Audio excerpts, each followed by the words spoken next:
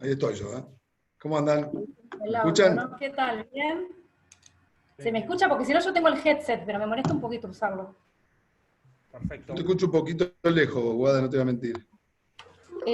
Si no me puedo poner Ahora en sí, pie, ahí yo si te me escucho acerco bien. más. No, no, yo te escucho bien, ¿eh? Yo al ¿Ustedes, menos te chicos, escucho me bien. escuchan También, bien? perfecto. ¿Neri? Acá estoy. Ahí está. ¿Qué tal? Buenas tardes, ¿cómo va? ¿Cómo ¿Qué andan? tal? ¿Bien? ¿Bien? Muy bien. Ya estamos, ya Bueno, lo puedo. ya estamos para arrancar, están en vivos frente a la audiencia. Perfecto, Bueno. entonces, ¿qué tal? Les doy la bienvenida a todos los que se están conectando y los que se conectaron para asistir a este último panel de la EFI Week Online 2020, que se llama Compro o Vendo Debate de Traders. Bueno, antes de hacerles una presentación muy breve de los panelistas, les quiero avisar que a las 19, o sea, en una hora aproximadamente, se van a sumar a este panel Esteban Domecq y Claudio Zukovicki para un cierre sorpresa de esta semana virtual de la Expo EFI. Así que bueno, tenemos una hora para debatir las temáticas de este panel y después se van a sumar ellos. Ahora sí los voy a presentar muy brevemente. Tenemos, bueno, todos estamos identificados con los nombres, así que voy directamente, sin especificar a quién, me refiero a en qué lugar estamos de la pantalla. Voy a presentar primero a Ramiro Marra, que además de ser el director ejecutivo de la firma de bolsa Bull Market Brokers, se autodefine como youtuber financiero. En su canal tiene más de 110.000 seguidores y publicó hace poco el libro Hablemos de Guita. A nivel formación, es licenciado en Mercado de Capitales por la Universidad de El Salvador, hizo un MBA en la Universidad de San Andrés y también un posgrado en Políticas Públicas en la Universidad Torcuato Di Tella. Bienvenido, Ramiro. Gracias, Guada. Saludos a todos. Bueno, voy a seguir con Neri Persicini. ¿Nos escuchamos todo bien? Porque lo escuché un poquito bajito a Rama recién. ¿Ahí me escuchan Sí, mejor? perfecto. ¿Estoy bien ahí? Yo Yo sí. escucho perfecto. Bueno, perfecto. Entonces, sigo con Neri Persicini. Es el actual jefe de estrategia de la sociedad de bolsa GMA Capital. Es licenciado en Economía y magíster en Finanzas, especializado en Mercado de Capitales por la Universidad de Buenos Aires, y tiene experiencia en consultoría macroeconómica y financiera, y se especializa en política monetaria, coyuntura económica, mercado de capitales e inversiones, así como en finanzas tanto corporativas como personales. Bienvenido, Neri. Bueno, Guada, muchas gracias a vos y también a Esteban Domecq y al equipo de INVEC por tenerme presente acá en la EFI Week. Perfecto. Y sigo con Lucas Gardiner, es director de Portfolio Personal Inversiones, es licenciado en Economía por la Universidad de Buenos Aires, tiene un MBA en MBA Business School, que es la Escuela de Administración y Negocios de la Universidad Austral Argentina, y con anterioridad a PPI, o sea, a Portfolio Personal, trabajó en destacadas compañías financieras como CIPSA, HSBC y Puente. Bienvenido, Lucas, vos también. Buenas tardes, Guada, ¿cómo andan todos? Todo bien. Bueno, voy a explicar rápidamente a la gente que entonces, como a las 7 se van a incorporar Claudio y Esteban, hasta esa hora vamos a durar más o menos el panel, y que ya pueden ir mandando las preguntas acá abajo donde dice preguntas y respuestas, que le vamos a intentar ir respondiendo en esta hora que tenemos para debatir todos juntos. ¿Ok? Lo que les iba a decir, y pensé en empezar el panel haciendo una especie de confesión personal, porque cuando me llamó Esteban para que modere este panel, fue hace 2 o 3 semanas, y yo lo primero que pensé fue, es el 26 de junio. Ah, buenísimo, porque va a estar la renegociación de la deuda cerrada. O sea, esa gran incertidumbre que pesa sobre la Argentina y los activos va a estar despejada, o sea que va a estar buenísimo. Pero bueno, como sabemos todos, también los que asisten a este panel, si me ocurre, sigue todavía abierta esta negociación. Entonces, lo que te quería preguntar, Lucas, es, poniéndote en el lugar de un inversor minorista, ¿cómo debería interpretar este hecho de que tantas veces haya alargado el plazo de negociación de la deuda? Bueno, yo creo que principalmente la negociación siempre estuvo en pie. Hubo un primer approach de parte del gobierno que resultaba poco creíble y que no era atractivo para los inversores. Con lo cual, en definitiva, lo que está marcando, me parece, la fecha de la deuda o del arreglo o no, tiene que ver las charlas con los grandes tenedores de bonos, y en función de eso es como el gobierno va agarrando y por ahí va posponiendo los plazos, pero principalmente porque las conversaciones están con los grandes tenedores, que es lo que el gobierno necesita realmente para una reestructuración de deuda. Una reestructuración de deuda con un 20-30% de aceptación no solucionaría los problemas de Argentina y no sería viable para el país. Claro. ¿Pero vos crees que se va a cerrar este acuerdo? Bueno, hoy pareciera ser que las principales trabas son más legales que de precio, ¿no? O sea, lo que hoy el mundo o los grandes tenedores están cuestionando de Argentina, más allá de su capacidad de pago, es su voluntad de pago. Es decir, si Argentina en el futuro tiene realmente voluntad de pago para poder protegerse frente a esa duda, lo que están tratando de poner es, te diría que son temas más complejos y más de abogado, que tienen que ver con determinadas cláusulas. Yo creo que es una situación donde ambas partes deberían buscar un encuentro. Para el país es sí o sí prioritario poder cerrarlo, y bueno, y para los grandes tenedores, con la situación actual del mundo hoy, y los rendimientos del mundo hoy, creo que también deberían terminar en buen puerto las negociaciones. Así como te digo esto, tampoco creo que es algo que por ahí se resuelva en la próxima semana, por ahí sean unas cuantas semanas más de idas y venidas.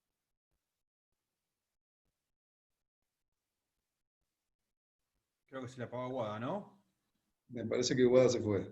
Yo la vi desaparecer. Necesitamos otro moderador. Ustedes son youtubers, son más jóvenes, así que... Vos, Neri, ¿cuál es tu opinión, Neri, sobre el tema que estábamos hablando recién? Gracias, Ramiro, por este espacio que me estás dando. Agradecerte. Coincido con Lucas. Fue una diferencia que arrancó siendo muy agresiva por la propuesta unilateral que hizo el gobierno. Por supuesto hubo muchos errores no forzados, se dilató el tiempo, se hizo una propuesta no consensuada, no se negoció, no hubo un plan económico. Y bueno, estamos ya en la cuarta instancia de negociación, y por las diferencias que hay entre los grupos de acreedores que tienen poder de veto en la decisión, la sensación es que no se puede escapar por lo económico. Para tomar una idea de lo que estamos hablando, hay un punto de PBI de diferencia en 20 años a distribuir de diferencia. O sea, es 0,05% del PBI por año que habría que solucionar. Y eso con el grupo más agresivo. Entonces, a mi entender, la diferencia no está ahí, sino la gran diferencia es legal. Los fondos se pusieron muy agresivos porque no le gustó para nada que Argentina haya buscado esa trampa legal, esa zona gris que es el proceso de redesignación, que ellos pueden armar las series a gusto y piacere para elegir si hay o no mayorías. Entonces el mercado lo que quiere ahora es que le den el papel legal, el prospecto, similar al que habían recibido los bonistas en 2005. No quieren bonos como los emitidos en 2016, que tienen condiciones menos beneficiosas para los acreedores, pero mejores para el país.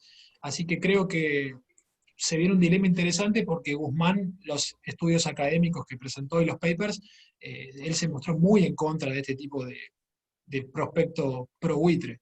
Así que tenemos un lindo debate en el cual yo creo que va a haber un acuerdo, pero la decisión va a terminar siendo política más que económica. Chicos, en un momento se me cayó la conexión, se habrán dado cuenta, alguien tomó la posta por suerte, ¿no? Sí, Ramiro nos dio la mano. Perfecto. Ramiro, te hago otra pregunta.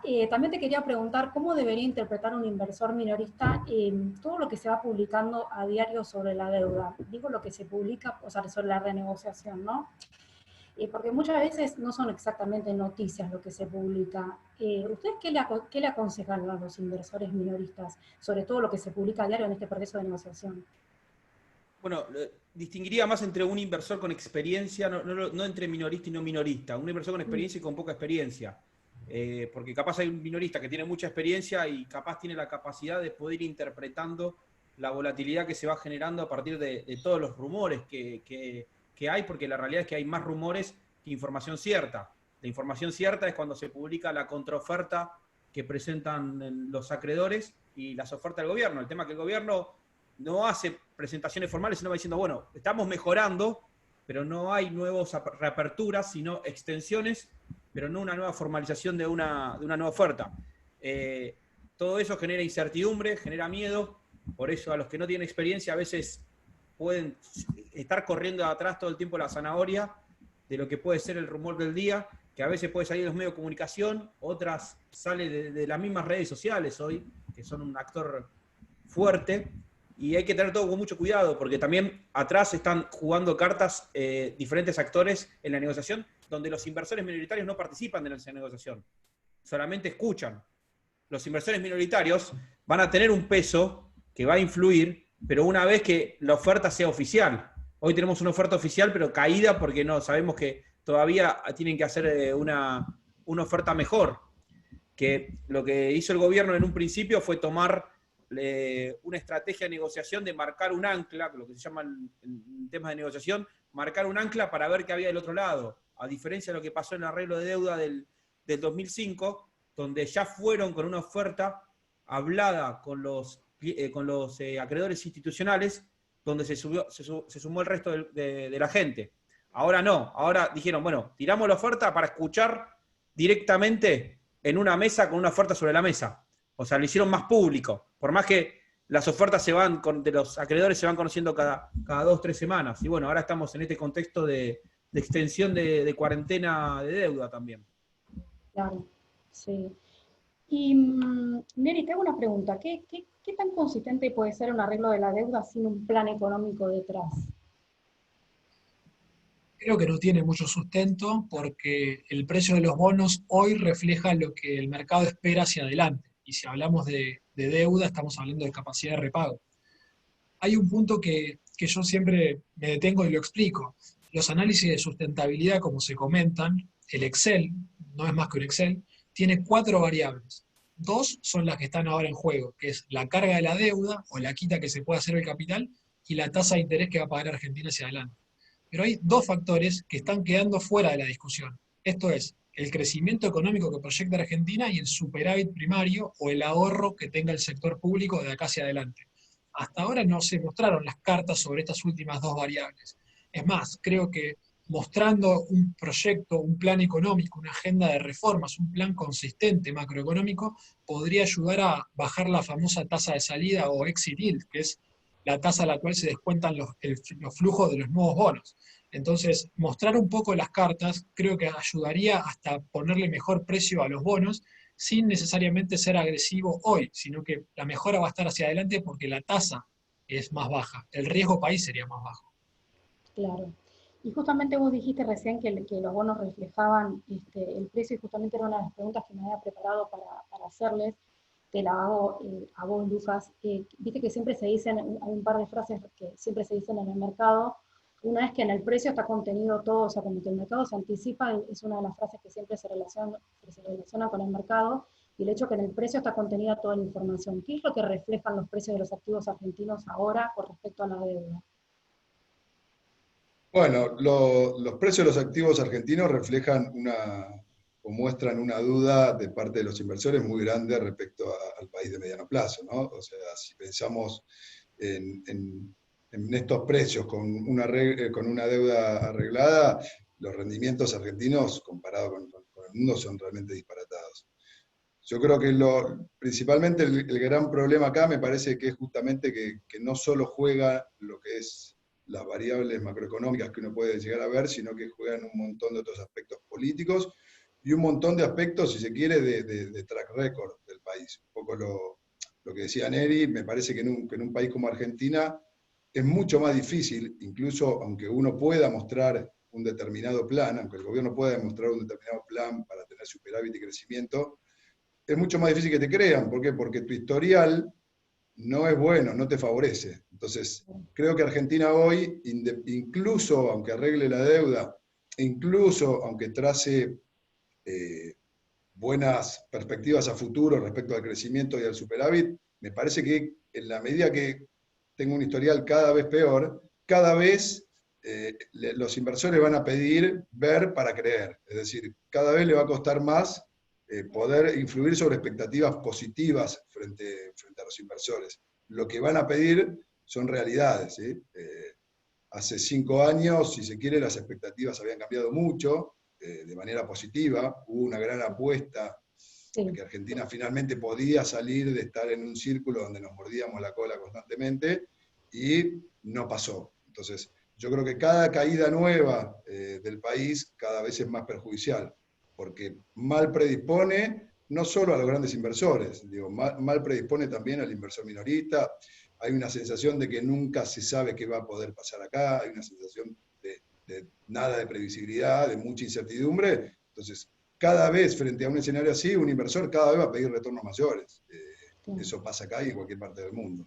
Entonces, creo que de mediano plazo más allá de que Argentina, seamos optimistas y pensemos que Argentina fuera a hacer las cosas bien, va a tener que pagar un sobrecosto por su historial, y es algo que me parece que el país lo tiene que asumir, lo va a tener que asumir, le guste o no le guste. La realidad, yo creo que al final siempre se impone, aunque a los argentinos no nos guste, aunque pensemos que la realidad es lo que nosotros pensamos en nuestra cabeza.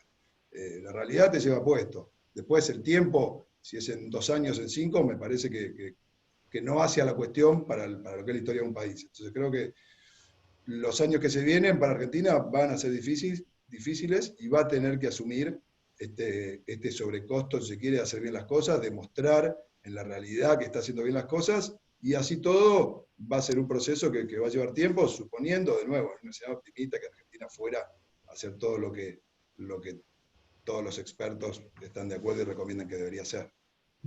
Claro. Y una vez, Ramiro, una vez que vamos a suponer que se arregla, ¿no?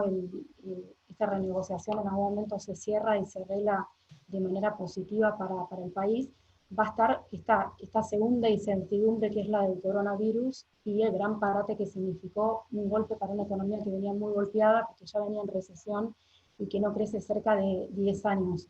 Esta semana el Fondo Monetario Internacional dijo que podría haber una caída del PBI del orden del 10% para Argentina este año. ¿Ustedes qué tipo de cifra manejan y cómo ves el futuro de Argentina? Te lo pregunto a vos porque vos también tenés una faceta como empresario, ¿viste? Al estar a cargo ahí de Bull Market. Bueno, mira, en primer lugar, tomando un poco lo que decían Neri y Lucas, o sea, todo esto se basa en la incertidumbre.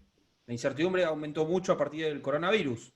O sea, si uno se pone a pensar, la primera presentación de Guzmán fue en pleno inicio del coronavirus y planteaba hasta un crecimiento económico donde dijo, bueno, no llegué a tiempo a hacer los nuevos flujos de fondos. Porque en consecuencia, el día después de la deuda es un flujo de fondos proyectado.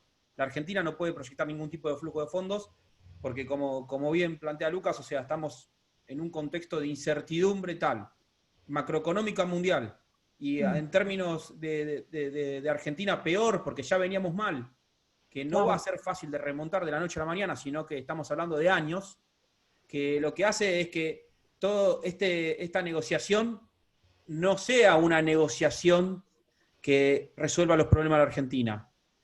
O sea, es solamente un primer paso.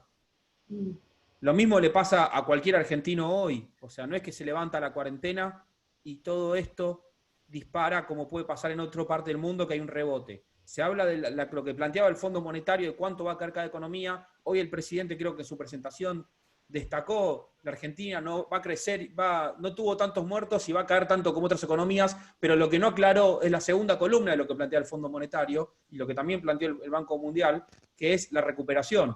La Argentina no tiene una recuperación posible como la que tiene otros países. Y esa recuperación posible es la que está totalmente ligada a lo que va a pasar con el arreglo de la deuda, porque el acreedor está preocupado porque dice, bueno, está bien, yo te soluciono el problema tuyo de corto plazo para no ir a la justicia, no profundizar la crisis de la deuda. Pero mirá que vos tenés un problema que es tu crisis de flujo. Vos seguís gastando más de lo que te ingresa y por más que postergues los intereses y la deuda, de alguna manera tenés que financiarte. Y la manera de financiarte, de generar emisión monetaria, no es la correcta. Y aparte tenemos el tema de que las tasas de interés en el mundo bajaron. O sea, la Argentina está perdiendo otra oportunidad más de poder financiarse de manera correcta a una tasa baja. Sí. Y Neri, ¿qué opinás o sea, viste que uno de los debates que hay es cómo va a ser el gobierno para esterilizar justamente esto que decía, lo que estaba diciendo Ramiro recién, de esterilizar toda la emisión después de la pandemia sin un aumento de la producción acorde, ¿no? ¿Cómo crees que puede ser eso? Bueno, la política de esterilización, esto es sacar los pesos de la plaza y ponerlos en el placar, en el lado de los pasivos del Banco Central, es una estrategia que tiene sus límites, por supuesto. Todo banco central del mundo hace manejo y administración de pasivos. En el pasado, en el año 2018, vimos los límites de acumular tantos pasivos, encima teníamos la cuenta capital abierta y teníamos un tipo de cambio mucho más apreciado que ahora. Hoy la situación es diferente, podemos ver que en lo que va del año el el Banco Central emitió 1.25 billones de pesos para asistir al Tesoro y retiró prácticamente el 85% de ese monto, acumulando papeles de colores. Esto es LELIQ y pases netos contra bancos. Si miramos hoy la relación que tenemos entre los pasivos monetarios, que es base monetaria, y estos pasivos remunerados sobre las reservas internacionales, estamos en la zona del 80%, y cuando tuvimos la crisis perdón, el número que les acabo de decir está mal, sino que esos son solamente los pasivos remunerados. Si sumamos base monetaria y pasivos, estamos en el orden del más o menos 120%. Cuando tuvimos la crisis que tuvimos, ese monto era de 200%. Entonces todavía hay margen para seguir creciendo y esterilizando. Pero tenemos que saber que lo que el Banco Central todo el tiempo está absorbiendo es emisión a futuro y es un compromiso de más pesos en la calle. A mí lo que me preocupa no es tanto la esterilización, sino cómo vamos a hacer para estimular genuinamente la demanda de dinero. Esto es el deseo que pueda tener genuino un argentino de tener pesos no solamente en su cuenta bancaria, sino en su portafolio de largo plazo. Nosotros hicimos un análisis interesante que muestra cómo le fue a un argentino que ahorró en pesos en los últimos 10 años. Bueno, si puso 100 pesos hace 10 años a tasa de interés descontado la inflación, hoy tiene 58 pesos. Mientras que en Brasil, el que hizo eso en reales, hoy tiene 140 en reales, en poder real, y el que hizo eso en Chile tiene 106. Entonces, países de la región con tasa positiva promueven el ahorro en moneda local, mientras que nosotros los argentinos tenemos que seguir buscando reserva de valor en otro tipo de moneda como es el dólar. Entonces, más allá de la esterilización, que es algo de corto plazo, mi preocupación es cómo hacemos que los argentinos demanden genuinamente moneda local. Claro, peso argentino. Les propongo hablar un poquito del panorama internacional y después ya nos metemos con el tema de recomendaciones de comprar y vender, que es el título de este panel, y voy a empezar a prestar atención a las preguntas que están llegando acá del público, que veo un numerito que sí que están preguntando. Con respecto al contexto internacional, les iba a decir, bueno, que obviamente también hay una gran incertidumbre sobre el contexto internacional, pero me interesaría preguntarles dos cosas básicamente a ustedes. Lucas, por ejemplo, para vos, ¿la recuperación de la economía estadounidense es en B o se está haciendo un mal análisis? ¿En forma de B corta me refiero? ¿O es un mal análisis el que se está haciendo? Me parece un poco como decía Ramiro, con todo este año muy particular del coronavirus y la incertidumbre tan grande, es una respuesta difícil de dar con certeza, ¿no? Lo que sí creo que es importante de ver en el mundo, que por ahí también retomando con lo que decía Neri y Ramiro también, frente a la diferencia de Argentina, uno en el mundo lo que ve es que el mundo a lo largo del tiempo progresa, ¿sí? Entonces, en el progreso que el mundo va, por ahí pensando un poco en que la charla también sirva para aquel que está pensando en invertir. El mundo progresa y si uno ve el mundo va creciendo a lo largo del tiempo, independientemente de la crisis que tiene.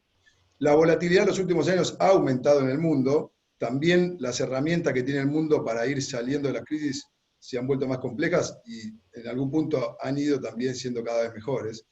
Entonces, lo que yo pensaría hoy a la hora de invertir, independientemente de si la recuperación es en B o no, y también podemos meter el tema de la incertidumbre para pensar una estrategia de inversión, cómo comportarse frente a una volatilidad tan alta o no, pero digo, lo que yo creo que hay que pensar, que ese es el problema que tiene Argentina, a diferencia del mundo, es que el mundo va encontrando remedio para las crisis que va teniendo, y a veces es bueno, más allá de lo que cada uno quiera teorizar o ideologizar, es ver la historia. Muchas veces al ver la historia de un país, al ver la historia del mundo, eso te da una pauta de hacia dónde va. Y creo que el mundo en ese sentido va y continúa su senda de crecimiento y de creación de valor.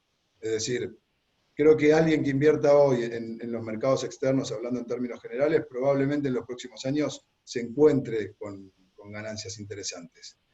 Por supuesto, la volatilidad hace que el momento de entrada pueda ser muy importante, porque uno en el camino puede dejar mucho de corto plazo. Es decir, si uno compra en algún momento y viene por ahí alguna caída grande, pierde lo que se llama costo de oportunidad, que es haber comprado más barato.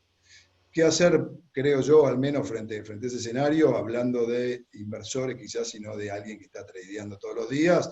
Creo que por ahí, frente a los escenarios de tanta volatilidad, lo mejor es tratar de fijarse un camino de inversión, es decir, tratar de, para que se entienda, si uno tiene 100 para invertir, por ahí ir dividiéndolo en 4 o 5 etapas, e ir invirtiendo 20 e ir esperando un poco a ver cómo sigue dándose las señales del mundo, donde hoy está todo, en una etapa particular, está todo muy mezclado, lo cual hace muy difícil saber qué es lo que puede pasar, porque no es solo un tema de análisis de números y macros, sino que en el medio tenés un tema político muy grande, tenés las elecciones de Estados Unidos, tenés esta coronavirus, esta crisis medio demencial, donde el mundo parece que ha ido entrando en razón frente a que hay que seguir viviendo y que hay que seguir moviéndose, a diferencia de Argentina. Pero diría quizá, Guada, que me parece más importante la visión que tiene cada uno de hacia dónde va el mundo en un futuro, cómo ve las perspectivas del mundo frente a los próximos años, más allá de si esto es en B, como vos decís que pareciera ser que hay muchos que creen que sea así, o si en el medio ocurre algún otro evento. Claro. Ramiro, ¿vos coincidís con esta estrategia que plantea Lucas? Sí, por supuesto, porque está planteando algo que es interesante, que es, fuera de la B corta, de la W, la L, todo este concepto económico que se está hablando ahora, lo hay que ver es lo que estuvo pasando en el mundo en los últimos 10 años. Lamentablemente en Argentina no vivimos ese ciclo positivo, sino al revés, nos fuimos encerrando en nuestros propios problemas, y la realidad es que uno tiene que empezar a pensar en el progreso que se está generando en el mundo en términos económicos y sociales también. ¿Qué hubiera sido de esta pandemia si no hubiéramos tenido el desarrollo que tuvimos a través de la tecnología? Hoy lo importante es que Estados Unidos, como principal economía, no siga perdiendo esa capacidad que tiene de seguir innovando para poder hacer que nuestras vidas sean más fáciles, para poder hacer que exista un Zoom para que podamos estar haciendo la Expo EFI de forma online y no de forma presencial. Ese es el valor agregado que generó el mercado y la economía. El tema es si ese proceso que estamos viviendo ahora por la cuarentena se va a ver acelerado, si la oferta, que serían los propios desarrollos que están haciendo las empresas, están preparadas y la demanda tiene la capacidad para poder agarrar esa oferta.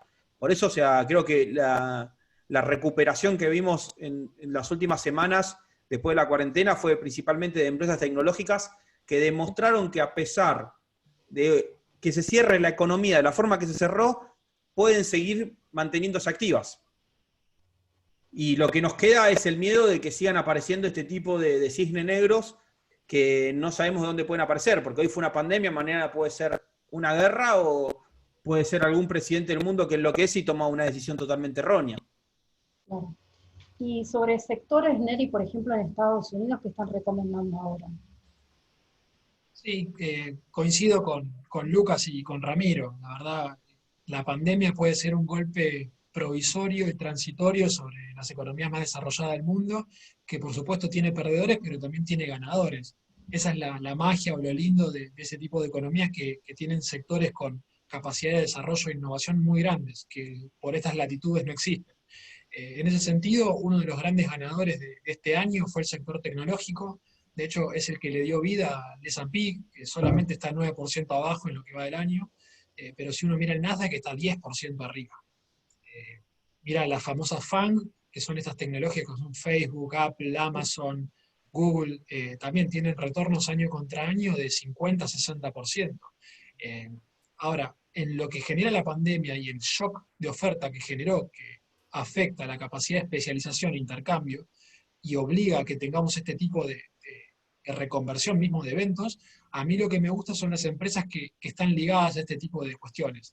Hablo, por ejemplo, de pagos digitales, hablo de ciberseguridad, hablo de entretenimiento vinculado a lo que es streaming. Quizá cuando la cuarentena afloje en el mundo y encontremos la vacuna, quizá empezar a mirar empresas cíclicas, como puede ser las de la industria, bancos que también quedaron muy golpeados, o mismo una empresa maravillosa como es Disney, que siempre inventa nuevos productos y y son encantadores. Ese tipo de inversiones se estaría viendo en un mundo súper líquido, que los bancos centrales multiplicaron sus hojas de balance a una velocidad impresionante en los Sí. últimos meses, y que anunciaron que hasta 2022 va a haber liquidez. Entonces la tasa cero va a hacer que las empresas sigan valiendo más. Ahora, como decían los colegas, quizá podamos ver una diferencia entre lo que es el mercado y lo que es la economía real, que eso, bueno, es otra discusión. Claro, es otra discusión. Me voy a meter para empezar a hacer las preguntas que mandaron acá del público, ¿les parece? Por ejemplo, acá Sebastián dice, vienen ganando por lejos los bonos en pesos.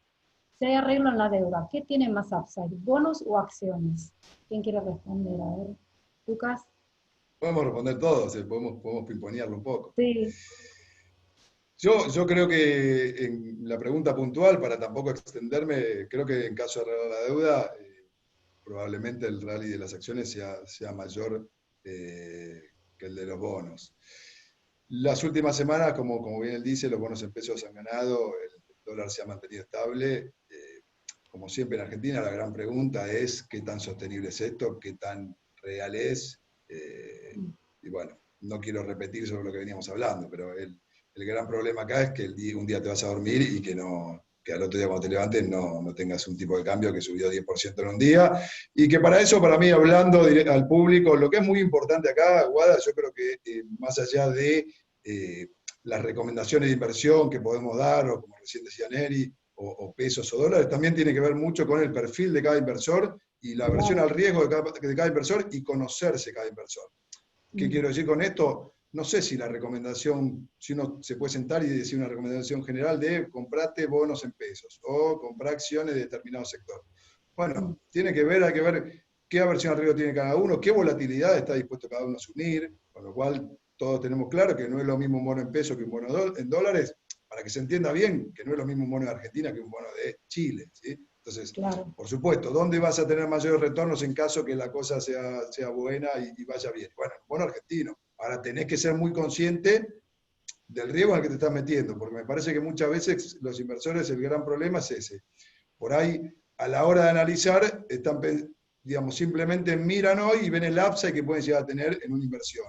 Cosa que para mí es la mitad de la película. Bueno, ¿cuál es el upside que yo puedo tener? Bueno, ahora del mismo lado tengo que hacer qué pasa si las cosas no salen bien, cuál es, digamos, mi pérdida que yo puedo tener. Claro. Y en función, te diría que en función de ver eso, decir, bueno, yo estoy dispuesto a asumir porque en el escenario bueno estamos todos dispuestos. O sea, Claro. ¿quién no está dispuesto a ganar 30%, 40%? Pero digo, en el escenario malo, bueno, yo estoy dispuesto a asumir una pérdida de 30%, de 25%, de 40%, o bajo ningún punto de vista la quiero asumir. Entonces me parece que eso es lo que va a dar un poco el perfil de cada inversor, va a ser que prefiera pararse más en un activo o en otro. Pero bueno, respondiendo a la pregunta puntual, yo creo que las acciones, en un caso que la deuda se arregle bien, tienen más upside. Tienen más upside las acciones. Acá hay otra pregunta que dicen, si soy un ahorrista con aspiración de tradear, ¿conviene en este momento? Bueno, De un sí, día para sí. el otro, no sé quién quiere Bueno, responder. no, si querés, Ramiro. respondo yo, o sea, Sí. capaz este concepto del trading hoy se está masificando de una manera que, o sea, se confunde mucho qué es un trader y no es un trader. La verdad que me cuesta mucho determinar lo que es un trader y no es un trader. Capaz una persona hace una operación por mes y se considera un trader y bienvenido sea. O sea, creo que lo más importante si es un ahorrista es que se vea como un inversor. Primero hay que pasar por la etapa de inversor. Después empezar a discutir qué es un trader. O sea, no es muy amplio el concepto de trader. O sea, cualquier persona que negocia en la bolsa puede ser un trader. Lo que sí es que, en línea con lo que decía Lucas, hay que ver el perfil de cada persona. Hay personas que pueden ser traders con un nivel de riesgo más alto y con más tiempo para dedicarse a esto, y de otros traders que pueden ser más conservadores. O sea, no hay que tener cuestiones aspiracionales en esto de las inversiones como individuo, sino como inversor. Entender quién es uno. Porque si no, es simplemente queremos ser traders por lograr parecernos al de Billions y no ganamos nada. O sea, es mucho más existencial esto, a ver quién soy con mi plata. Después empezar a ver qué rol quiero ocupar en el mercado. Pero si vamos a la pregunta que creo que decía que iba es, y hoy los que están más asiduos en hacer operaciones constantemente ven un nivel de volatilidad muy alto, lo que le da la posibilidad de hacer más negocios. Contrario al que capaz tiene menos experiencia y no se anima a hacer tantas inversiones, que con esta volatilidad se puede asustar más. Claro. Ah, mira, hay una pregunta que es para Ramiro también, así que te vas a tener que hablar un poquito más. Dice, ¿cómo ves la evolución de los CDRs? Después de que con las restricciones de la CNB, o sea, de la Comisión Nacional de Valores, mataron el valor del dólar con liquidación, específicamente las acciones del Nasdaq, dice la pregunta, no sé si la alcanzas a entender. Bueno, ¿Cómo es la evolución de los CDR? Sí, o sea, ahí tenemos que dividir en dos. Por un lado, los CDRs, que están relacionados a la empresa, el flujo de las empresas, la recuperación, la crisis puede tener una empresa multinacional que cotiza en Estados Unidos, que se ve reflejada su cotización en Argentina circunstancialmente en pesos, Sí. este tipo de cambio llamado contado con liqui, pero que tenemos el problema de que por las restricciones, hoy ese tipo de cambio no es tan de referencia porque hay tantas restricciones que no lo tenemos claro. Entonces empezamos a ver un tipo de cambio contado con liqui, con tendencia a la baja, pero sin ser un precio de referencia. O sea, capaz hoy lo vemos con un cierre 105, la semana que viene lo vemos con un cierre 115, y eso no quiere decir nada. Lamentablemente las restricciones lo que hace es que perdamos referencia de nuestra moneda en pesos contra otra moneda y que haga toda la operatoria mucho más difícil. Porque al fin y al cabo vos estás comprando un activo de otro país con riesgo operacional en el mundo, porque la mayoría de las empresas son multinacionales, y estás totalmente mirando el tipo de cambio que suele estar distorsionado en estos momentos. Esperemos que en algún momento se entienda que las restricciones son el principal enemigo de un mercado totalmente transparente y líquido, que lo que tiene que reflejar es la realidad y no una construcción que es totalmente ridícula por la falta de referencias. Claro. Ahí, perdón, Guada, sí. Sí. No, agrego una cosita por ahí para que se entienda, o agrego algo respecto de los CDRs para los que nos están escuchando. A ver, como lo que decía Ramiro, lo que acá pasa es, tenés un tipo de cambio distorsionado, tenés cada vez más restricciones, los spreads de bid-offer de tipo de cambio aumentan, con lo cual la operación de CDR se vuelve más costosa. ¿Qué quiero decir con esto? Bueno, aquella persona que quiere ser un inversor de mediano plazo, que no, justamente, y enganchando con la pregunta anterior, que no quiere hacer trading, que simplemente lo que quiere es posicionarse en una acción como Apple, pero con pesos que tiene acá, yo diría que mientras haya algo de liquidez no tiene grandes problemas. Puede pagar un sobrecosto de 1 o 2%, lo puede pagar. Si ese sobrecosto en una inversión de mediano plazo, me parece que no es algo alocado y me parece que no debería hacerse demasiado problema. Si volvemos con la pregunta anterior, ¿cómo está con CDRs? ¿Hoy puedo hacer trading? Y difícil. El spread de bid y offer del dólar se amplía, con lo cual para uno poder obtener una ganancia en un CDR, para poder tradear vos le vas a pedir liquidez y spreads bajos a los activos. Si no, se hace muy difícil tradear. Entonces yo diría, para tradear hoy un CDR está muy difícil. Como inversión, mientras haya algo de liquidez, no ha cambiado mucho respecto a hace un mes. Claro. Acá había una pregunta para Neri, pero creo que está respondida más o menos por lo que dijiste, Lucas, porque preguntaban cómo ves este momento para entrar en CDRs pensando en el largo plazo. No sé si querés agregar algo más a lo que dijo Lucas. Sí, adhiero a lo que...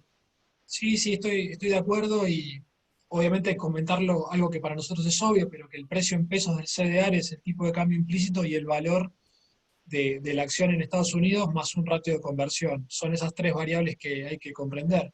Pero lo que a mí me gustaría aportar al debate, que está muy bueno, es que uno tiene que aprender a diversificar. No solamente diversificar entre monedas, como aprendimos en 2018 después de la gran devaluación, sino también entre países, como nos enseñó el default en el cual estamos viendo ahora. A mi criterio, los argentinos estamos muy expuestos a Argentina, valga la redundancia, tenemos nuestra casa, nuestro trabajo, nuestra familia, nuestros bienes materiales, en un país que es súper volátil. En una cartera internacional, Argentina pesa, en el índice emergente, por ejemplo, pesa 0,12%. ¿Hay algún argentino que tenga activos argentinos por ese valor y piense que puede hacer una inversión de largo plazo segura? seguramente estamos sobreexpuestos a Argentina. Entonces, mi sugerencia es que empecemos a ver otro tipo de activos, por supuesto tratando de buscar el desarrollo del mercado de capitales siempre que se pueda, pero mirando hacia adentro y, como decían los muchachos, conociéndonos, porque la cartera de inversión de cada uno tiene que ser un traje a medida, tiene que quedarle perfecto. Y cualquier recomendación que podamos darle nosotros no tiene ningún sentido si ellos no conocen sus medidas y no están a gusto con el traje que tienen especialmente hecho para ellos. Claro. ¿Y cuáles serían algunos de esos activos que decís? No, seguramente una posición de liquidez siempre hay que tener para aprovechar las oportunidades y bajarle la volatilidad total al portafolio. Hay un debate muy interesante si renta fija sí o no con estas tasas. La verdad que en términos internacionales, sabiendo que la Fed está bombeando liquidez, uno no se puede poner en contra de eso, no puede combatirlo. Y quizá en renta fija hay créditos corporativos en Estados Unidos que, sabiendo que la Fed está ahí, hay 200 basis points casi de regalo que podrían venir muy bien, al menos en lo inmediato. Y después ya pensar en, como comentaba antes, en empresas que tengan buena salud, buena métrica en términos de solvencia, negocios conocidos, transparentes, no solamente apostar a la nueva Mercado Libre o a la nueva Facebook sino también apoyarse en empresas fundamentalmente sólidas e innovadoras. Claro. Acá preguntan, Ramiro, si comprarías acciones estadounidenses hoy. Para seguir en línea con lo que venimos hablando y no cambiar el discurso, porque creo que es importante, o sea, depende para quién. O sea, no es que, si yo digo, sí, habría que comprar acciones estadounidenses porque se viene una gran recuperación o porque el mercado va a seguir creciendo, vamos a estar hablándole a un montón de gente y no todos están para ir a esa oportunidad. Pero cuando surge esa pregunta de alguien, la respuesta sería, si ya lo estás preguntando es porque tenés cierta inquietud y algo te está tentando. Bueno, lo puedes hacer en cierta medida.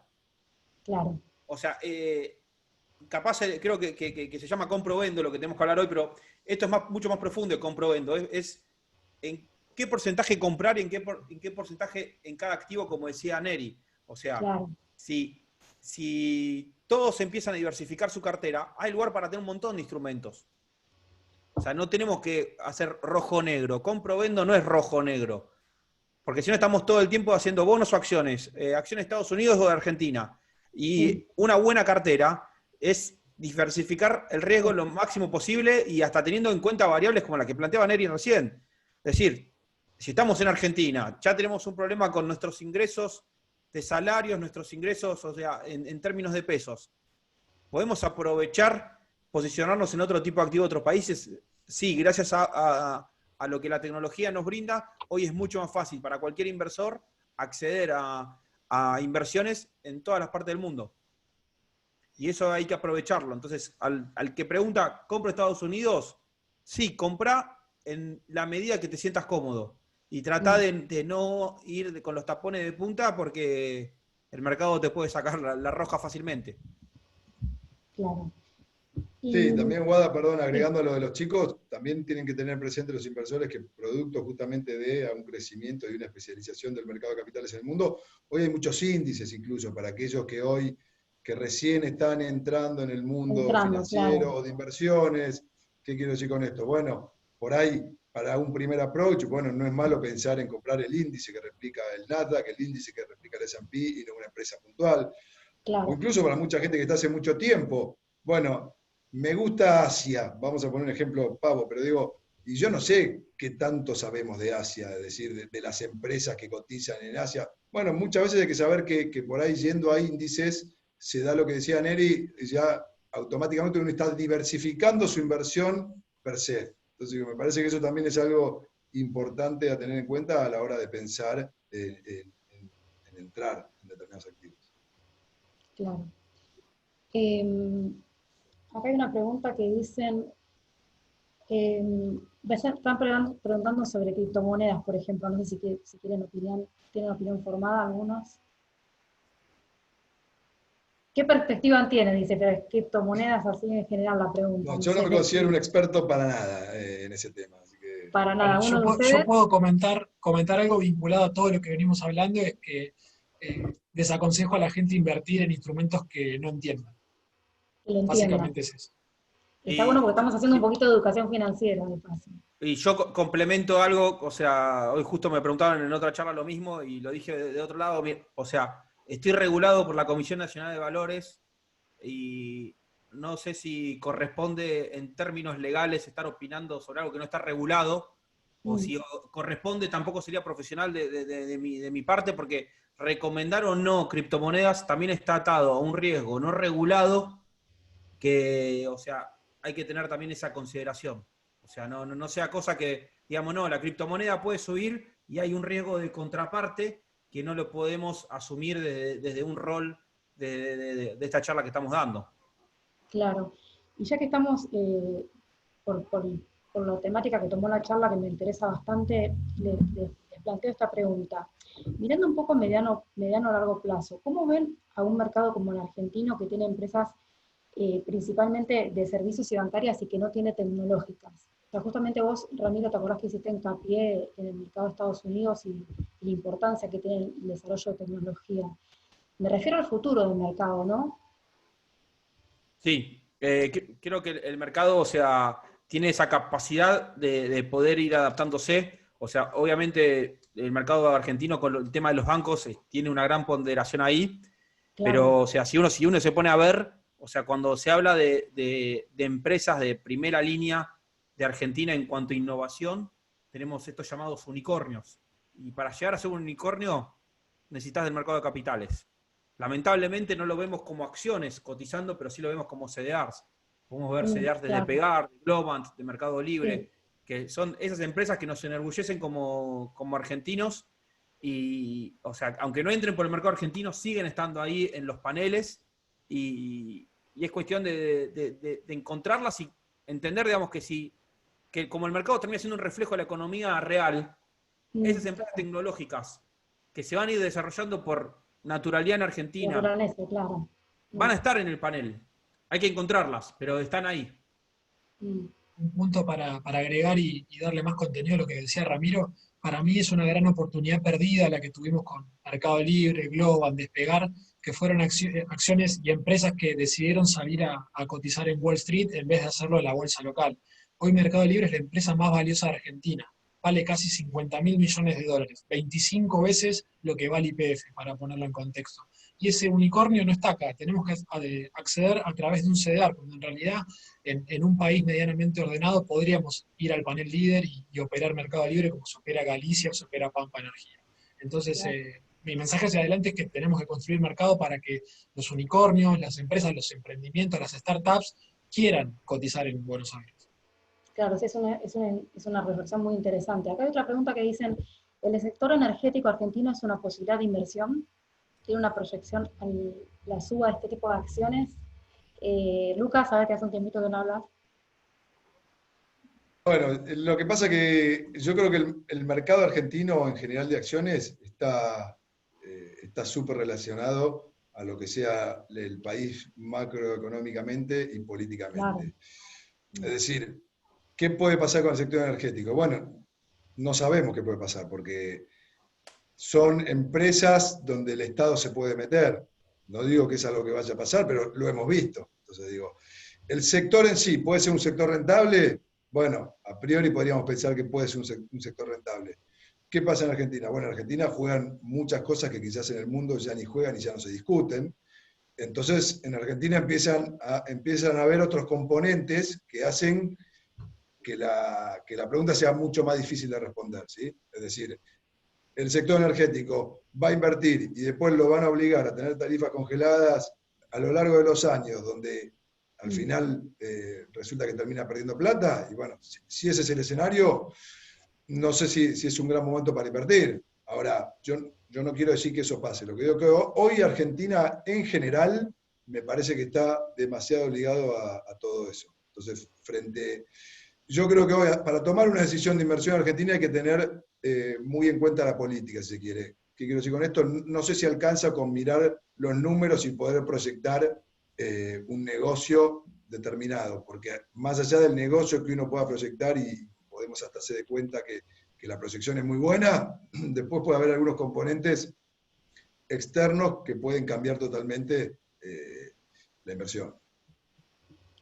Voy a hacerles una pregunta acá de uno de los asistentes, Hernán, dice que se llama, está interesante, dice, ¿es conveniente comprar ahora acciones o índices de empresas aeronáuticas estadounidenses o europeas?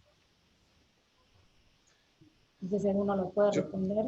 No, yo creo que es un poco lo que seguíamos discutiendo y lo que estábamos hablando antes con Ramiro y con Neri. O sea, son de las empresas que más han caído, ¿sí?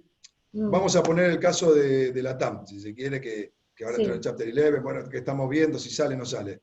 Bueno, me parece que lo importante que uno tiene que saber ahí es, bueno, yo compro una acción de ese tipo. Bueno, yo lo primero que le diría a alguien es, bueno, vos tenés que saber que hay una probabilidad, si se quiere, mucho más alta que en Amazon, Apple o la que fuera, que te digan, mirá, esto vale cero. ¿Sí?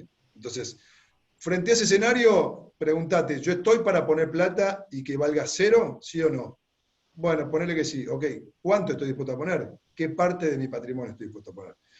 Creo que tiene que ver un poco con lo que venimos charlando y con lo que decía Neri de diversificar. Bueno, por ahí uno dice, bueno, si yo tengo 100, 5 pongo en aeronáutica, bueno, por ahí sí. ¿Sí? O sea, o si querés, para jugármela un poco más, yo personalmente sí, quizás, un porcentaje así. Lo que quiero decir es que dar una respuesta, me parece poco serio y hasta poco profesional, dar una respuesta y decir, sí, hay que comprar aerolíneas. Porque, de nuevo, hay personas que si ponen 10 y dentro de 2 semanas le dicen que tienen 0, saltan por el balcón.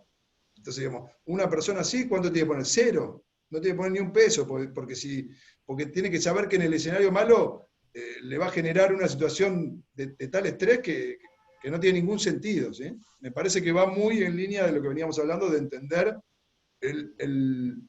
qué tanto tengo la piel gruesa, qué tanto yo estoy dispuesto a asumir un riesgo o no. ¿Sí?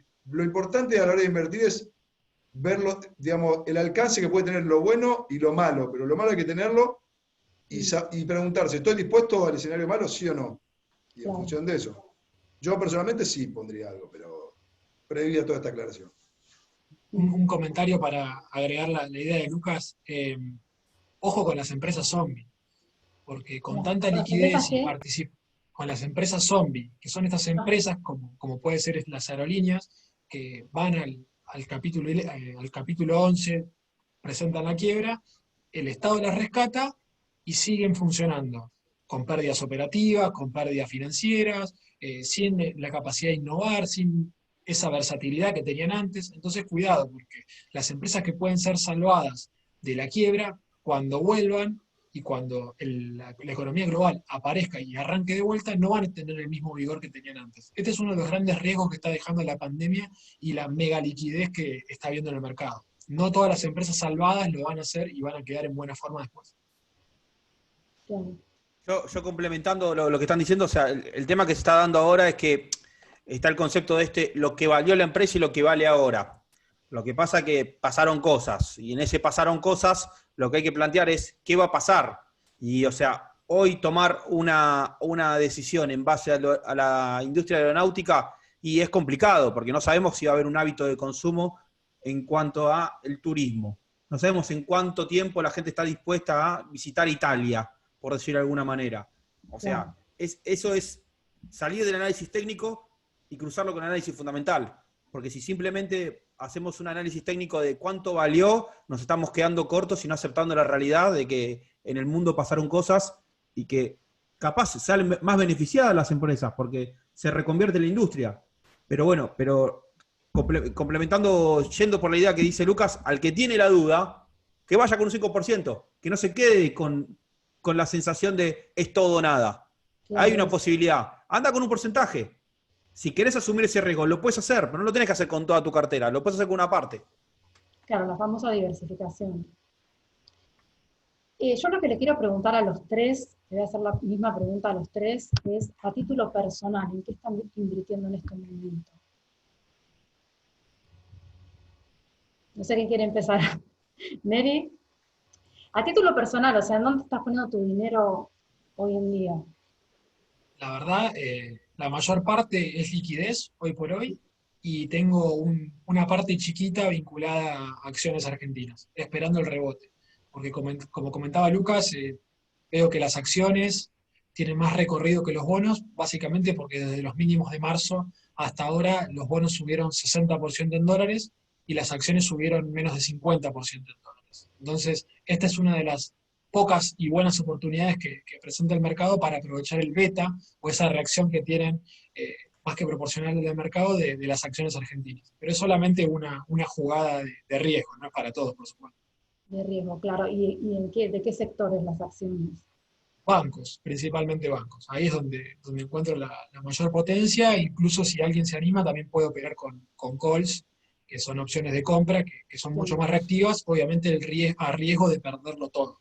Pero bueno, la oportunidad está. Y si me preguntás algo que no hice todavía, pero que me gusta, saliendo un poco de lo que son los pesos transaccionales, me gusta el tramo largo de la curva SER. Hoy por hoy presenta las paridades más bajas, las TIR más altas, y si uno piensa que macroeconómicamente esto puede llegar a complicarse y se viene un pico inflacionario, un bono que rinda inflación más 10% dentro de algunos meses o un año puede ser una alternativa interesante. Lucas.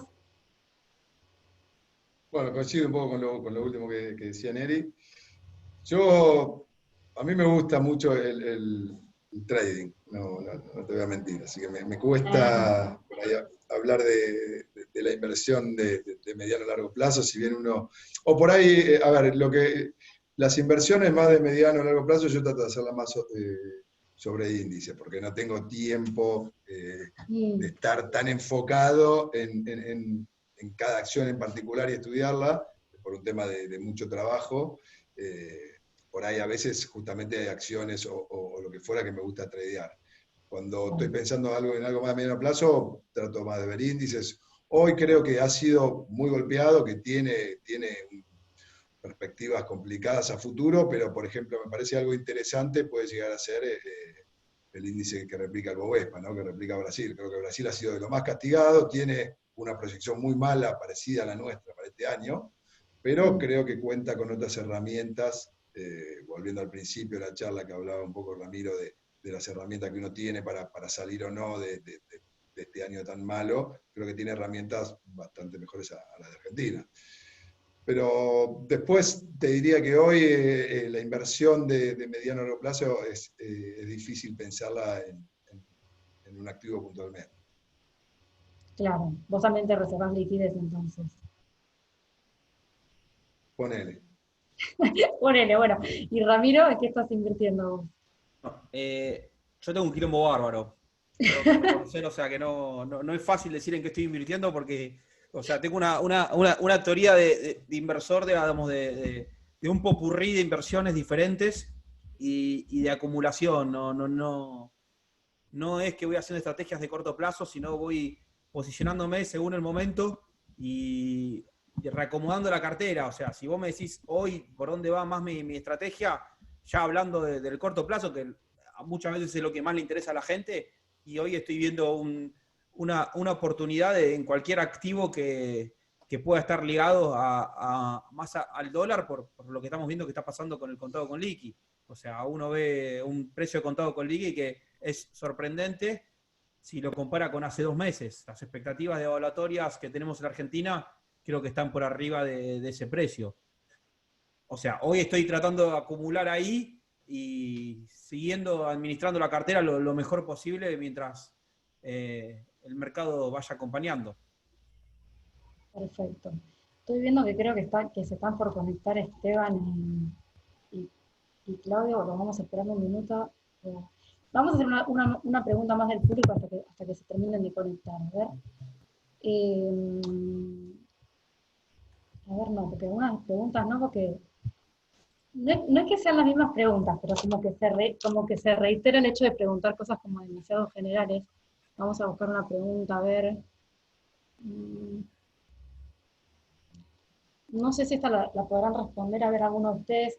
¿Qué opinan de las acciones de Barrick junto al oro, que ha tenido volatilidad y no puede superar los 3.000 LCDRs, en su caso los $28 la acción? Bueno, ahí me gustaría tomar la apuesta a mí. El oro es un gran refugio de valor en tiempos inciertos. No hay que mirar el oro como trading. Quizá Lucas puede hacerlo, yo soy más fundamental y de largo plazo. No pero todos los activos. el oro es el activo que más subió en el año, de los tradicionales subió 16%, mientras el dólar y el euro y el yen subieron 1%, para decir una cosa, subió más que las tecnológicas, solamente el VIX subió más, que subió 135% de lo que va del año. Entonces, si uno piensa que el primer escenario malo podría llegar a ver es un evento de crack crediticio, el oro es una buena respuesta. Y si adelante piensa que toda la deuda que están tomando los gobiernos después se va a volcar como emisión y hay una inflación global, el oro es un buen refugio. Entonces, como a largo plazo, a mí el oro me gusta. Pero bueno, siempre acotado a una porción definida del portafolio, ¿no? No iría todo oro porque también es riesgoso. Claro, una porción de la cartera. Yo tengo para recomendar hoy que justo de casualidad subí un video hablando del oro a la mañana, entonces cuando termine la EFI Week pueden ir a mi canal de YouTube y ver mi opinión del oro en el video que subí hoy a la mañana justo hablando del oro, que creo que sí, que hay que empezar en periodos de incertidumbre de que la cuarentena o la pandemia puede haber un rebrote y un poco de incertidumbre que se genera en todas las elecciones a presidente en Estados Unidos, puede llegar a ser un refugio donde se puede destinar cierta parte de nuestra cartera. Pero está más completo el concepto en mi video. Perfecto. A ver, me estoy intentando ver. Dice, entre estas dos opciones, o invierto en Bitcoin o en oro. Bueno, digamos que en oro sería la respuesta. Y te pregunta plazo fijo, bonos argentinos en pesos, ¿no tenés ese tipo de preguntas? Sí, había una de pesos de plazo fijo, pero me la perdí. A ver, ¿podrás responder lo que pregunté antes? Se refería a los bonos. A ver, espérame que te voy a buscar la pregunta. Ahí sobre los plazos fijos, si me dejaste, puedo hacer un comentario que me parece que a la gente le puede servir. Me perdí porque la verdad que hay muchas preguntas, chicos, me estoy mareando, encima que no tengo puesto los anteojos. A ver, dale. Una alternativa muy interesante que nosotros tres podemos ofrecerle donde trabajamos es la opción de fondos de liquidez en pesos money market, es decir, que la plata trabaje de un día para otro sin esperar 30 días a que madure un plazo fijo. Esto en tiempos de incertidumbre la liquidez vale mucho más. Si bien no llegan a rendir con un plazo fijo, te pueden llegar a rendir en torno al 20% anual. Entonces, si vos vas a pagar la tarjeta de crédito el 15 de este mes, del mes que viene, y cobraste a principio de mes, esos 15 días la liquidez ociosa podés ponerla a trabajar en estos fondos money market, que no son menores, porque representan más del 50% de la industria de fondos. Entonces me parece que es un producto muy interesante, no solamente para el particular, sino para la empresa, que en estos tiempos tan complicados, trabajar la plata a esa velocidad podría darle algunos sueldos extra para estar más cómodo para pagar. Entonces es una alternativa que como manejo de liquidez a mí me gusta mucho. Sí, yo para agregar, por ahí coincido con Neri, y sobre todo mirando justamente lo que hoy tendría que uno mirar es el spread que tengo, el premio que tengo entre inmovilizar 30 días sí o sí, comprometer a 30 días contra poder rescatar, como decía recién Neri, todos los días. Bueno, yo creo que hoy el premio no es tan grande ante la incertidumbre argentina, retomando un poco también el precio que hablaba Ramiro del valor del dólar. Entonces yo hoy preferiría tener un activo donde puedo tener una capacidad de reacción al instante, como es un fondo, y no tener que quedarme enganchado 30 días. Excepto, pensando ya en una planificación financiera, excepto aquella plata que yo sé que tengo que sí o sí dejar en la cuenta porque voy a tener que pagar dentro de 33 días un determinado gasto en pesos. Bueno, eso como ya está, esa plata ya se fue, uno va a tener que pagar los pesos, quizás conviene el plazo fijo. Ahora, a mí me pasa que ya a este momento ya me da vergüenza dar una opinión porque ya se mete Sucho y cualquier recomendación que haga yo de 2-3 minutos, con 4 palabras él la dice mucho mejor, entonces ya me empiezo a inhibir. Cuando ya Sucho está online ya hay más inhibición de mi parte para hablar de recomendaciones. ¿No? Al parecer sí, por eso ya me empiezo a inhibir. Y a Esteban que nos está mirando fijo. No. Ustedes son... Apagamos la cámara, muchachos, y listo, ya estamos. Sabés que es mentira. Yo también voy a desaparecer.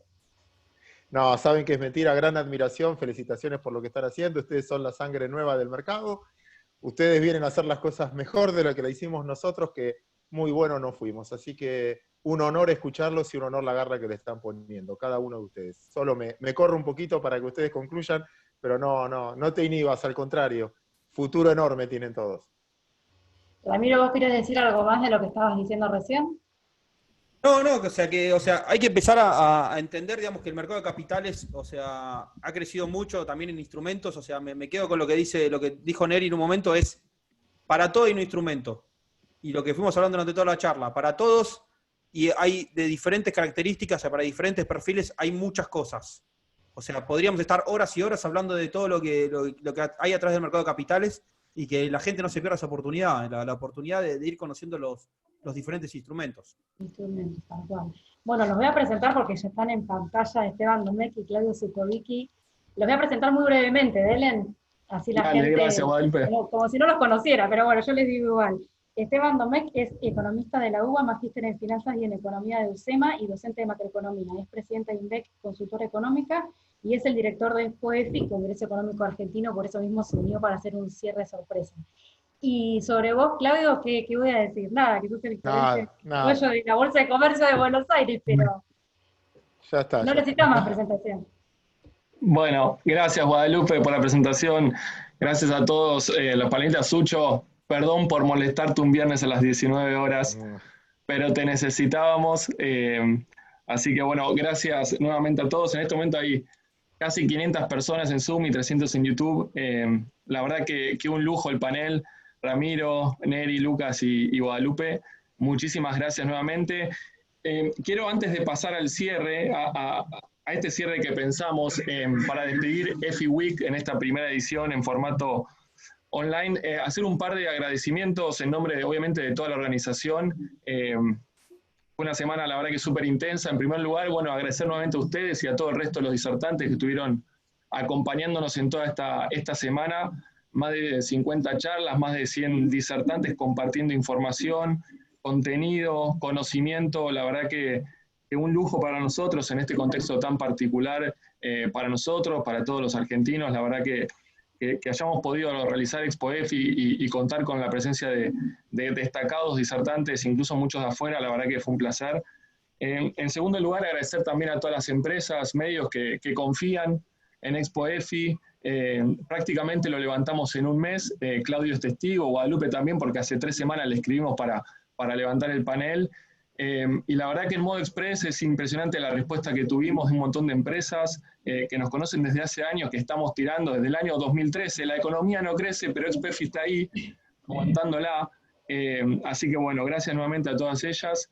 Y también agradecer, obvio, al equipo de trabajo. Acá estoy viendo en la transmisión central, está Ale, Mati, Fede, atrás está Belu, Ani, Santi. Bueno, un equipo, la verdad que año a año es un trabajo impresionante. Este año en particular trabajando de manera remota, a distancia, la verdad que una capacidad de adaptación y de superación impresionante. Así que no puedo estar más que orgulloso de este equipo. Y por último, agradecer también a toda la gente de vuelta, un viernes a las 7 de la tarde, después de más de 50 horas de transmisión, siguen ahí con ganas de escuchar, de aprender, de conocer, de descubrir. Así que obviamente el evento es para ellos, sin ellos no hay evento, como siempre digo. Muchísimas gracias por prender las computadoras, los celulares, conectarse por Zoom, por YouTube, y bueno, contar con ellos la verdad que es un lujo. Vamos al cierre. A ver de qué manera podemos cerrar esta semana en un contexto, no hace falta decirlo, muy especial para todos, enmarcados en esta situación sanitaria. Hoy puntualmente conocimos la extensión sobre todo para AMBA de la cuarentena. En realidad volvemos a foja cero. Entonces claramente estamos ante una situación muy particular. Me quedo, Sucho, si recordás las palabras o el contrapunto entre Alberto y Jorge. Comenzamos la semana debatiendo entre optimismo y pesimismo, recuperación en B corta o recuperación en L. Terminamos sin poder resolverlo. Yo creo que de alguna manera va a ir por el medio, veremos, el tiempo dirá. No obstante eso, digamos, hay un desencanto, digamos, hay una frustración generalizada, producto de todo esto que estamos viviendo, lejos de familiares, mucha gente sin poder trabajar, mucho comercio cerrado, pymes cerrada. Entonces, en ese sentido, creo que para nosotros claramente no es una situación adicional, porque hoy lo mencionó también Lucas, nosotros venimos de golpe en golpe. Y por eso, Sucho, también te quiero acá, porque, digamos, recuento los últimos 30, 40, 50 años y tenemos que contabilizar crisis tras crisis. Digamos, nosotros somos prácticamente todos generación del 80, estuve chusmeando sus perfiles, Y uno dice, bueno, crisis de la deuda del 82, crisis del Austral, crisis de la hiper en el 89, tequila en el 95, 2001-2002, subprime, 2012, 14, 16, ciclo de estancamiento, el golpe de Cambiemos 18-19 y llegamos al coronavirus en 2020. ¿Alguna bofetada más para nosotros? Pregunto. Digamos, entonces está claro que es una situación difícil y otra vez empiezan a escuchar amigos, familiares que dicen, no aguanto más, me quiero ir. Ahora, en este contexto, digamos, y pensando en toda esta gente, cada uno vive esta situación de una manera muy especial, muy particular, atravesado por temas sanitarios, económicos, familiares, etcétera, es que, digamos, la propuesta en el final es cambiar la consigna, cambiar la pregunta del panel. Digamos, este compro-vendo debate de argentinos, llevarlo a ¿por qué la vamos a seguir luchando? Porque acá también te robo las palabras, Sucho, de tu workshop del martes, de que la vamos a tener que luchar. La pregunta y el mensaje que yo quiero que construyamos entre todos, Mati o Ale, si están ahí, estaría bueno que esté el chat abierto, es cuáles son los motivos por los cuales nosotros la vamos a seguir luchando. Nos vamos a seguir despertando a trabajar, como diría de Pablo, levantar la cabeza, seguir para adelante. Y yo creo que ese es el mensaje que me gustaría como broche de oro en esta primera edición de FI Week, que de vuelta nos dejó un montón de contenido, pero en el final también dejar una luz de esperanza de que de esto también vamos a salir y que el día de mañana vamos a tener incluso una situación mejor. Entonces, de alguna manera ahí, Sucho, es el motivo también de incorporarte. En primer lugar, porque desde hace años acompañás este proyecto. En segundo lugar, porque para muchos sos un referente y un optimista, en ese sentido que viene luchando en Argentina a pesar de tantas frustraciones de por medio, como nos has contado y porque lo sabemos. Así que el punto de partida me gustaría que sea, Claudio, en primer lugar, ¿por qué la venís luchando? Y después pasar a Guadalupe, Neri, Ramiro, Lucas, la gente en el chat, que ellos nos digan por qué nosotros la vamos a seguir luchando también. Sucho, el cierre es de ustedes, y Neri, Guada, Ramiro y Lucas. Arranco yo entonces. Sí, por favor. Primero, necesito aplaudirte, Esteban, por el gran trabajo que haces todos los años, por el esfuerzo que haces vos y tu equipo. Eso hace que valga la pena, Esteban, vos haces que las cosas valgan la pena, haces una Expo EFI, en cada una de esas crisis hiciste una Expo EFI, yo fui testigo cuando del Hilton te tuviste que ir a la rural, etcétera, y le pones ganas. Entonces, si hay gente joven que nació en los 80 que le ponen ganas como uno, ¿no? Conocí mucho al papá de Lucas, un genio que me enseñó muchas cosas. Perdón, Lucas, si te doy este golpe bajo, pero también me dan ganas de seguir. Pero la vida del papá de Lucas fue mucho más complicada que la de Lucas. Y en el contexto en que le tocó vivir al papá de Lucas, fue mucho más complicada que esta. Ramiro, también conozco a tu padre, en este caso, y tu vida fue más fácil que la de tu padre, en términos de mercado de capitales. Guada, también vi cómo te rehiciste, venías de una empresa española, venías de una empresa global, y empezaste diciendo, no, yo no me voy a caer y voy a hacer eso muy bien que haces difundiendo, en este caso con los podcasts, y tratando de crear gente. Le diste visibilidad a un montón de gente que nosotros en mi época le llamábamos barandistas, y hoy son los que están atrás de las redes y que le dan mucha potencia al mercado, que son los verdaderos protagonistas del mercado. Neri, te conocí también cuando debutabas de muy jovencito en esto, y ahora tenés un hijo y te veo en las fotos con el hijo. Esto es lo que vale la pena, entender que la generación que viene puede ser mejor. El segundo punto, sin querer dar golpe bajo, en este caso, hay uno que debe estar escuchando atrás. El primero que tomó mi rol, Esteban, me voy a emocionar. El primero que tomó mi rol, y que me estás dando hoy, no fue natural mío. Era de un tipo que se llamaba Tomás Bulat. Y el hijo está del otro lado hoy, poniéndole garra a esto. Y cuando vos ves que esa nueva generación se impuso ante cosas mucho más complicadas, es una locura deprimirme por esto. Entiendo todo lo que nos está pasando, entiendo que van a cerrar negocios, entiendo que muchos de nosotros la pasamos mal, muchos se quedaron sin laburo un montón de veces. Pero ninguno de nosotros, no quiero ser soberbio en esto, y creo que esto ya lo usé una vez, pero no importa, no quiero ser soberbio, pero ninguno de nosotros, ninguno, pero absolutamente ninguno, nadie va a poder cambiar el pasado. Nadie. Nadie. Lo que pasó ya está. Pero sí puedo cambiar mis actitudes para mejorar mi futuro. Educando. Nuestro escenario, muchachos, los que estamos en la Expo EFI, nuestro escenario cambió un montón. yo quedé medio afuera. ¿Por qué? Porque hoy el 80% del volumen son algoritmos. Entonces, en ese cambio todos nos tenemos que reinventar todo el tiempo. Kovadlov, gran amigo que fue protagonista, ¿te acordás, Esteban, en una expo EFI? Dice, madura aquel que tiene problemas nuevos. Que el que siempre viene discutiendo los mismos problemas no madura nunca. Si seguís discutiendo a tus viejos a los 40 años, a los 30 años, si seguís discutiendo, no, fue culpa de mi jefe, fue culpa, la verdad es que no maduraste vos.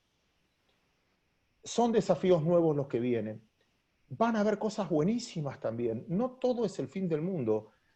Estas crisis, es mentira que son oportunidades. La crisis es crisis y nos pega a todos. Pero sí te obliga a cambiar. Y si no hubiese pasado estas cosas, no cambiarías. Todas las reformas, hay un video que está dando vuelta, todas las reformas grandes se hicieron en estos momentos, porque estás obligado a hacerlas. Por lo tanto, para no abarcar más tiempo, y te prometí que solo 5 minutos, muchachos, es imperdonable que no la luchemos. Esto va a pasar, va a pasar. Nos vamos a tener que reinventar, pero siéntense con sus viejos, siéntense con sus abuelos, y miren si no les pasaron cosas peores y se reinventaron de guerras. De guerras. Esto no fue una guerra. Hubo guerras donde murió el 30% de la población, y todavía hay gente viva de que sobrevivió a eso. Nada, a buscarle la vuelta, a prepararse, a estudiar mucho, mucho la comunicación, a tener calle. No es solo un Excel la vida. No es solo, como dice Warren Buffett, no estudies toda la vida para nada. Aplicalo, arriesgate, jugate, perdés. Esto se da vuelta. La vida, como digo siempre, amigos, como los mercados, es un promedio. Si te está yendo muy mal, tenete fe, porque esto es un promedio, ya vas a pegar la vuelta. Te está yendo muy bien, ahorrá mucho, porque también te vas a pegar un palo, porque la vida termina siendo un promedio. Chicos, los felicito y ahora los escucho a ustedes, que son los nuevos, los que vienen, la sangre nueva que viene por delante. Gracias, Sucho. Muchísimas gracias. Wada, ¿por qué la Yo, vamos a bueno, luchar? Sí, yo voy a dar mi opinión de ciudadana, digamos, porque no soy experta ni en economía, ni en finanzas, ni de esto. La vida, digamos, me llevó por el camino de cubrir temas de mercado y el azar, digamos, y me terminé especializando, entre comillas, en esto que me encanta de todas maneras. Así que una opinión como ciudadana normal, para mí, me identifico un montón con Suco porque soy igual, tengo una naturaleza optimista, siempre, en mi casa siempre, como que me crié en una casa, en la casa del trabajo, o sea, soy hija de 2 profesionales, pero que trabajaron toda la vida. En mi casa yo siempre vi que se progresa a través del trabajo, o sea, otra forma de salir adelante no se me ocurre. Y les voy a contar una pequeña anécdota que se me ocurrió ahora, que yo yo en una época de mi vida viví en Europa porque me gané una beca para cursar un programa para periodistas iberoamericanos, y estuve 4 años viviendo en Madrid, y es muy loco lo que me pasó, porque yo estando allá me di cuenta de cuánto quería mi país. Es como que me tuve que ir de mi país para realmente valorar. O sea, yo me terminé volviendo porque, bueno, extrañaba mis cosas, o sea, mi país, mis amigos, mis afectos. Es como que mucha gente con la que uno se encuentra hoy en día, que tiene el plan de irse, siempre le digo, en otro país nunca dejas de ser un extranjero. O sea, nunca dejas de ser un inmigrante. Yo, a pesar de que nunca sufrí discriminación, quizás porque soy rubia y estaba en España, pero uno nunca deja de ser extranjero, y es re lindo estar y luchar por el país que uno quiere. Simplemente eso. Gracias, Guadalupe. Muchas gracias. Lucas. Bueno, a mí estos temas me parecen hasta más apasionantes e interesantes que lo económico-financiero, así que si me excedo, alguien que me haga una señal de tiempo para que corte. Mirá que el equipo de Expoerfi es muy rígido en ese sentido, ¿eh? No, por eso, son temas que a mí me gustan o me apasionan y me preocupa mucho, y realmente creo que es algo que, como vos decías hace un rato, es con lo que uno está conviviendo mucho este último tiempo en Argentina. Muchos amigos que están pensando en irse, que están pensando en levantar campamento ellos, su familia. La verdad que cada día se los entiende más a aquellos que toman la decisión, porque creo que, al menos yo en lo personal, me siento un privilegiado frente a la realidad de la gran mayoría de este país, en lo que tiene que ver con lo laboral, y entiendo que hay mucha gente que está desencantada. Entiendo que es un país que que no ofrece mucho, es un país que destruye valor, que destruye muchas veces capacidad intelectual. Me parece que ¿por qué quedarse? Bueno, quedarse porque uno tiene ese sentido de permanencia, al menos desde lo personal, tiene esa concepción de patria, tiene ese respeto para con sus antepasados, para con sus padres, para con sus abuelos que estuvieron acá, porque uno es cabeza dura, porque uno es tosudo y quiere que triunfe o quiere que la cosa sea mejor, porque a uno le interesa sentir que más allá de lo estrictamente profesional y económico de uno, puede aportar valor para poder tratar de poner un granito de arena para transformar o ayudar a transformar realidades de la vida de personas que la están pasando mal. ¿Por qué quedarme? Yo creo que es por eso. Después, por supuesto, me parece que los argentinos en general tenemos que hacer una gran autocrítica. Yo tengo muchas discusiones con amigos que están súper enojados con los políticos, que yo coincido, no quiere decir que yo no piense lo mismo, pero sí creo que Argentina es un producto de una sociedad que está completamente enferma. Digamos, es una sociedad desquiciada en todo su conjunto. El político no hace el rol de político que tiene que hacer, el sindicalista no cumple con lo que debería hacer, el empresario no es empresario, el ciudadano no es ciudadano. Entonces, me parece que para poder empezar a pensar en un país distinto, la gran pregunta que todos nos tenemos que hacer es desde nuestro lugar, si somos tan diferentes a ese político que criticamos o a ese sindicalista que criticamos, y yo creo que la respuesta es no. Me parece que el problema argentino tiene mucho más que ver con algo sociológico, cultural, que con un tema económico-financiero. Pero bueno, ¿por qué quedarse? Porque soy un optimista y porque realmente quiero a mi país, y por supuesto que tengo todos mis afectos acá. Yo siempre digo, ha estado el último tiempo en el tintero la pregunta con gente muy cercana. Yo nunca digas de esta agua no de beber, pero yo tengo claro que si un día me voy, es porque me echaron. O sea, nunca va a ser una decisión que yo voy a querer tomar, ¿sí? Con lo cual, como decía Guada, el desarraigo se va a sufrir toda la vida y nunca me voy a ir porque quiero. Por lo tanto, no están mis planes. Gracias, Lucas. Muchas gracias. Rami. Bueno, creo que la verdad que uno se puede hacer esa pregunta muchas veces, ¿qué es lo que estamos buscando? Y la verdad que estamos buscando mejor calidad de vida. A veces los contextos del hoy nos asustan y nos alejan, pero tomando lo que dijo Lucas y lo que dijo Sucho también, digamos, está muy relacionado con nuestras raíces. O sea, la realidad que Sucho dijo, ustedes la tienen más fácil, es verdad, la tenemos más fácil. Es porque hay gente que hizo un esfuerzo muy grande para que hoy las cosas funcionen mejor que hace 30 años. A veces la situación macroeconómica, la cuestión social, no nos hace darnos cuenta de eso. Pero hoy tenemos la posibilidad, por ejemplo, de tener esta oportunidad de estar haciendo esta conferencia de manera online. O sea, si vos te planteabas hacer la EFI la primera vez online, decías, no va a tener éxito. Y hoy hay miles de personas mirándonos y seguramente lo van a seguir mirando a lo largo de estos días porque va a quedar cargada estas presentaciones. Y acá veo lo que se está generando una oportunidad en una situación de crisis. Si hay algo que la gente hizo en toda esta cuarentena fue buscar conocimiento. ¿Conocimiento por qué? Porque quieren tener una vida mejor. La tecnología ayudó a eso. Se incrementaron los vivos de Instagram, se incrementaron la cantidad de cosas que la gente escribía en las redes, o sea, todo fue de manera mucho más masiva. Por eso creo que lo que tenemos que tener en cuenta es que si nos quedamos es por respeto hacia nuestros antepasados, a las generaciones pasadas que hicieron un gran esfuerzo para que hoy podamos estar acá, que la han sufrido también, y por sobre todo porque el optimismo es la base del mercado. Pero ahora saco la palabra mercado y digo, el optimismo es la base de la vida. Si nos quedamos simplemente con el mercado no vamos a ningún lado. O sea, el mercado solamente es el reflejo de donde estamos nosotros. Pero si nosotros que estamos en el mercado no tenemos optimismo, no le podamos dar optimismo al resto. Entonces tenemos que basarnos en pensar en respeto hacia lo que pasó y en optimismo para lo que viene. Buenísimo. Muchas gracias, Rami. Neri, el poder de la juventud. Me tocó el último en el panel, pero la verdad que tuve excelentes oradores antes, así que la verdad no sé si voy a estar a la altura. ¿Por qué me quedo? Porque siempre los vi a mis viejos trabajar, clase media, laburante, del primer cordón del conurbano, me enseñaron lo que es el estudio, me dieron la posibilidad de estudiar, lo que a mí me gustaba. Uno siempre tiene esa gratitud con la familia, más que nada cuando el ejemplo se hizo todos los días, no se hizo de la boca para afuera.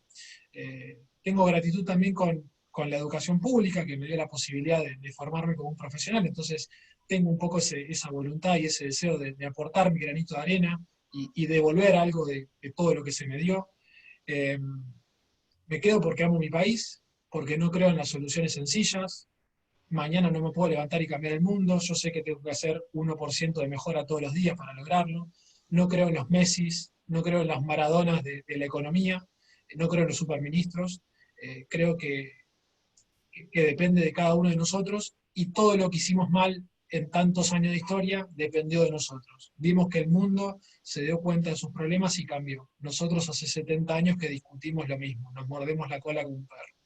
Entonces esta pandemia dejó de ser un problema de adaptarse al nuevo mundo, sino que trajo a flote nuevos rankings ochentosos, la brecha como los 80, estamos viendo de vuelta si se viene un Rodrigazo. Entonces yo no veo que la región esté discutiendo eso, solamente nosotros. Tenemos una traba que nos impide progresar.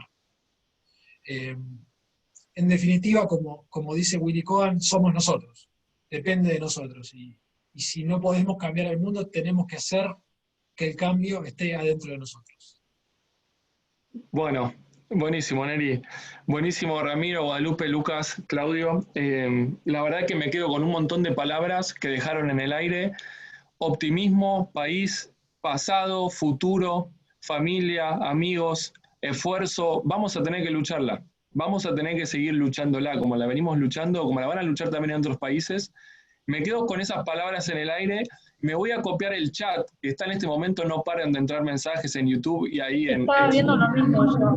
Me lo voy a guardar de recuerdo, espero que ustedes lo hagan también y que esto sirva también de vuelta para, o por lo menos que hayamos aportado nuestro granito de arena, ¿no? En este contexto de vuelta de 2020 tan particular, dentro de un país también muy particular y muy especial.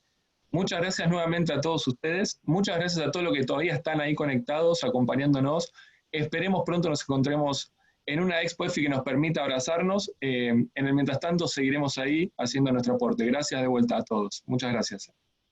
Bueno, muchas gracias. Gracias a todos ustedes. Un abrazo grande. Chao.